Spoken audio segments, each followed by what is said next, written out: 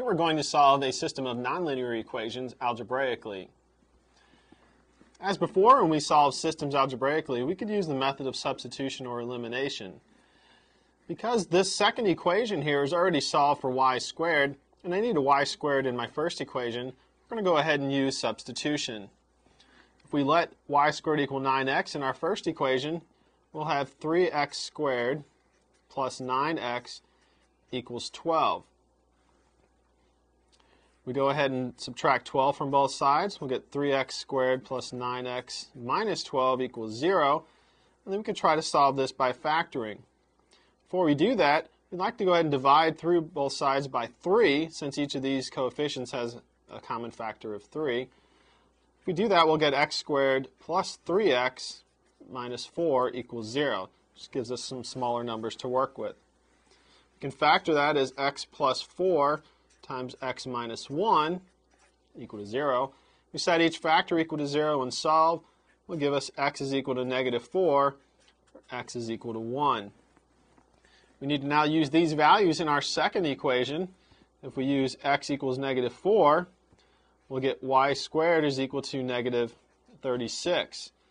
Since there is no real number that we can square and get a negative value, this has no real solutions. If we let x equal 1, we'll get y squared is equal to 9, which gives us that y is equal to plus or minus 3. So we'll get two solutions here.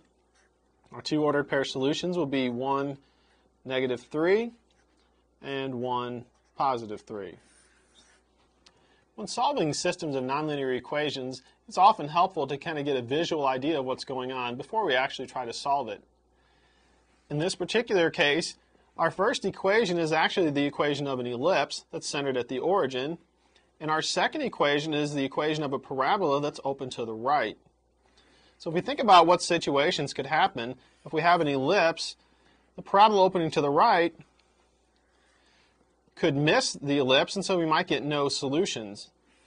The parabola might also just touch part of the ellipse, right there at the vertex, or one of the points along the minor axis. In that case, we would get one solution where they just touched. Another possibility would be if the parabola has a vertex that's inside the ellipse. And in that case, we would get two solutions. And we saw that that's what happened in our particular problem. We had two solutions. It could also be the ellipse could be inside the parabola. We'd get no solution. So there are quite a few different possibilities, but it helps to get some idea of how many solutions we could have. It looks like we might get no solution, one solution, or two solutions. In our case, we ended up with two solutions.